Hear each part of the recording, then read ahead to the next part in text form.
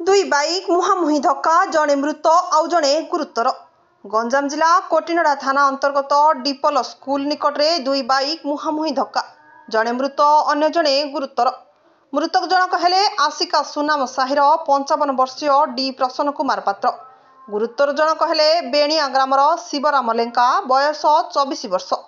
दुई बाइक मध्य मुहांमुही धक्का हेबारु एपरी अघटन घटी।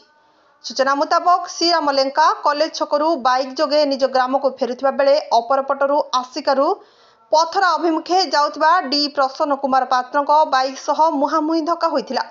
फलरे घटनास्थल में डी प्रसन्न कुमार पात्रଙ୍କ मृत्यु होइथिबा बेले गुरुतर शिवराम लेंका को स्थानीय लोकों सहायतार प्रथमे आशिका उपखंड चिकित्सालय में भर्ती करा जाइथिला। परे स्वास्थ्यावस्था संकटपूर्ण हेबारु बरहमपुर बड़ मेडिकल को स्थानांतरित करा जाइछि। घटनास्थल में कोटिनड़ा पुलिस पहुंची तदंत आरंभ करिछि। गंजामरू रंजित जेना कैमरामैन सुमन पात्र रिपोर्ट, टाइम्स न्यूज इंडिया, सचकियाबाज।